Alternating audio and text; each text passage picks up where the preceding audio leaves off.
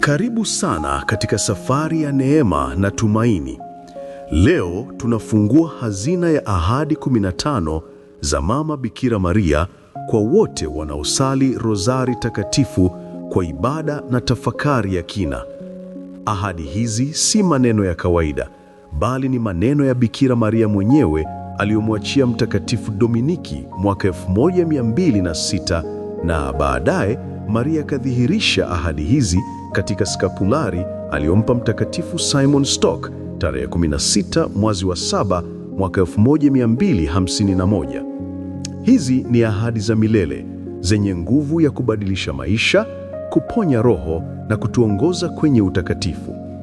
Katika kila fumbo la rozari kuna mwanga wa wokovu.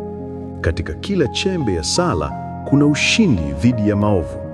Karibu tafakari kwa kina ahadi hizi za mama yetu ambazo ni mwaliko wa upendo, ulinzi na uzima wa milele. Ahadi hizi ni kama ifuatavyo. 1. Hao wote ambao watanitumikia kwa uaminifu mkubwa daima kwa kusali sala ya rozari takatifu watapewa neema za pekee. 2. Naahidi kuwalinda kwa namna ya pekee na kuwapa neema kubwa nyingi hao wote ambao watasali kwa ibada sala ya rozari takatifu. 3. Sala ya rozari takatifu itakuwa silaha kubwa itakayoangamiza maovu, ya kushinda Jehanamu, itakayoangamiza maovu, itadhoofisha tabia ya dhambi na kuangamiza ukosefu wa imani. 4. Rozari itaneemesha na kurutubisha fadhila, itapatia roho nyingi huruma nyingi za Mungu. 5. Yeyote atakayenitaka msaada kwa njia ya rozari takatifu hatapotea kamwe na ataupata. 6. Yeyote atakayekuwa amesali sala ya rozari takatifu kwa ibada na kutafakari mafumbo yake hatashindwa na misiba au taabu yoyote, hatapatwa na hasira ya Mungu na kifo cha ghafula. Ikiwa kwa bahati mbaya ameanguka katika dhambi, atapewa neema ya kuongoka. Ikiwa ana hali ya neema, atapewa neema ya kudumu mpaka astahili uzima wa milele. 7. Walio na ibada ya kweli ya rozari takatifu hawatakufa bila ya kupokea sakramenti.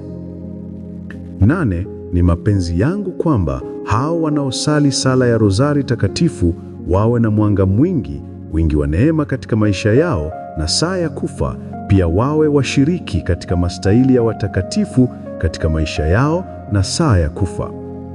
9.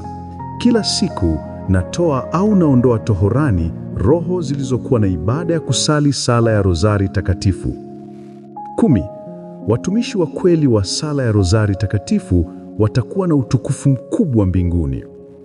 11. Chochote utakachoomba kwa kusali sala ya rozari takatifu utapata. 12. Nitawasaidia katika kila shida yao wale wote watakaoeneza ibada ya sala yangu ya rozari takatifu. 13.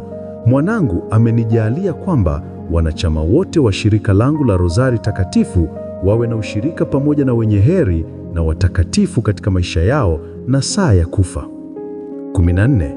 Wowote wale wanaosali sala yangu ya rozari takatifu ni wanangu na ndugu za wanangu wa pekee ya Yesu Kristo. 15.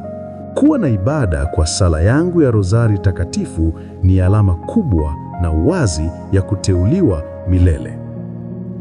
Ndugu mpendwa katika Kristo, rozari si tu mkusanyiko wa sala, ni safari ya kiroho, ni daraja kati ya dunia na mbingu.